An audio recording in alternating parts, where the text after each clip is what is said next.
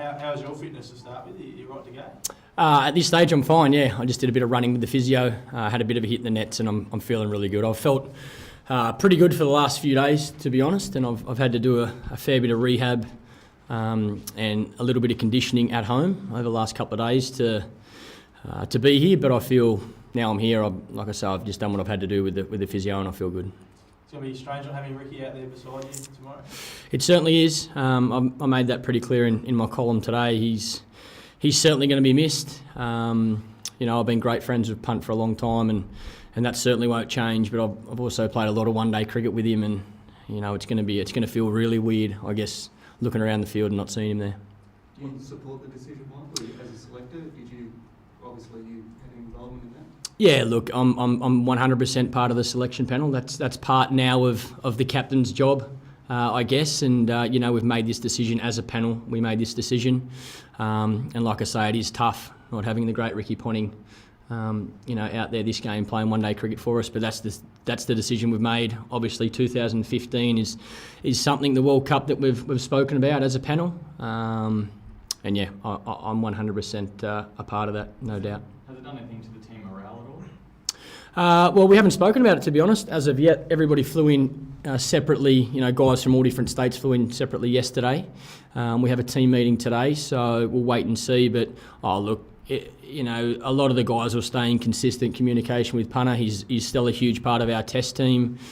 He's friends with a lot of the guys, so I guess it's like when any player's left out of the team, you certainly miss them, but I guess extra special because of how big a part Ricky Ponting has played in Australian cricket over a long period of time. He said he wouldn't think he'd be back in the one-day team anymore. Would you agree with that? Could he come back? Would you ignore him if you got so many runs? Well, I think the one thing is the door's never closed, I guess, on anybody. Who knows what can happen in this very weird and tough game that we play, but there's no doubt that Ricky not being in the team has shown that we are looking towards a 2015 World Cup and giving some young guys an opportunity. Michael, leaving aside on the field, what will you miss off the field with Ricky not being in the rooms in the group, and other guys have to step up into that sort of role?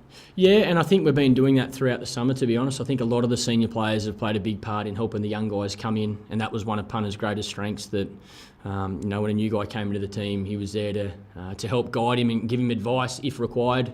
And I think throughout the summer, a lot of the senior players have been doing that. So, the expectation won't change there. I think that's part of being a senior player in any sport. You need to help the youngsters feel welcome, feel comfortable, and get them to a position they feel 100% ready and confident once they take the field. So, look, I'll miss his guidance out on the field, his guidance off the field, his friendship, his experience around the group, his knowledge of this game. They're things that no matter how much talent you have as a young player, the experience and the knowledge of the game, you need to learn. And he's played so much cricket that he's got so much knowledge. He can help, he can still help the captain, let alone the young kids in the team. Because you are close friends with him, will it affect your friendship moving forward, seeing you a part of that decision to dump him from the team? From my side, definitely not. And I've spoken to Punter, and we made it very clear. Ricky was captain of the team for a long time, and although he wasn't a selector, he still played a big part in selecting the 11 players that took the field. I remember getting dropped after the Test match in West Indies, and Punter was the one that came and told me that I hadn't been selected. So he knows it's certainly not personal. I think I'm very confident our friendship is a lot stronger than that. And like I say, being a selector now is part of the job as the captain. Were you the one who told Ricky that he was dropped? No, John Inverarity was the one, the chairman of selectors, spoke to Ricky, but I've certainly spoke to Punter. Do you think there's any room for a farewell game in international cricket then? Or should he have had one more game down here in front of his home crowd? Look, he's going to play a lot more Test cricket, I hope. So there's going to be plenty of time for Ricky to play, international cricket for Australia.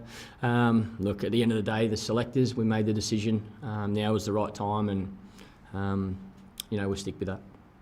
Is Shane Watson a certainty fitness-wise to play? He's not a certainty, no, because I haven't picked the 11 players yet. I need to speak to, obviously after training today, look at the wicket, speak to the coach, and obviously Rod Marsh is the selector on duty, and we'll work out what we think the best 11 is. If Watto's 100% fit, I think he's really hard to leave out of any team, that's for sure. He's vice-captain of the team, and I can't wait to have him back in the 11. It's great to see him back in the squad.